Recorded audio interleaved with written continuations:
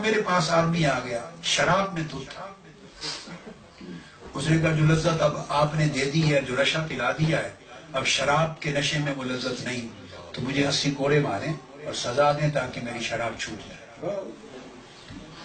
میں نے اس کو ایسے تھپڑ مار دی، میں نے کہا جو آج کے بعد شراب نہ پینا، اور میری مجلس میں قریب بیٹھا کرو، بالکل سامنے، تاکہ تمہارے سانس کی سمیل بھی مجھے آئے، اگر دل کرے شراب کا تو پی کے آ جایا کرو، اور جو حیا آئے تو چھوڑ دیں۔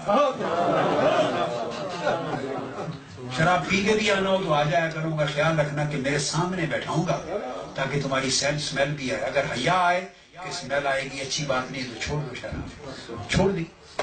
ایسے لاکھوں لوگ، ملینز کی تعداد میں گناہ کرتے ہیں، بڑے بڑے عجیب حال میں۔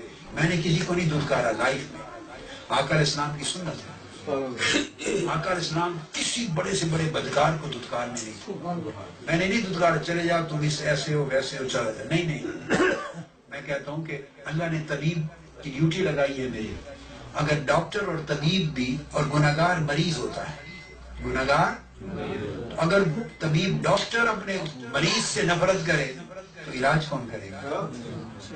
تو اس کو گلے لگاتے ہیں۔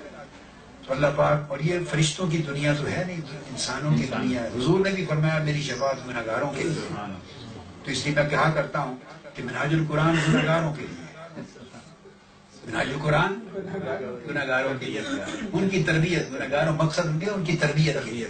گناہگار آئیں، اگر نیکوکاروں اور پرہیزگاروں کو ہی لینا ہے منہاج القرآن میں، تو وہ تو پہلے ہی پرہیزگار ہیں، ان کے لیے تو پہلے وہ پرہیزگار ہیں، وہ تو اللہ کی راہ پہ چل رہے ہیں۔ تو منہاج القرآن کے بنانے کا مقصد کیا ہوا؟ تو گناہگار آئیں اور سنور جائیں تو منہاج القرآن کا مقصد پورا ہو رہا ہے۔ یہ میں نے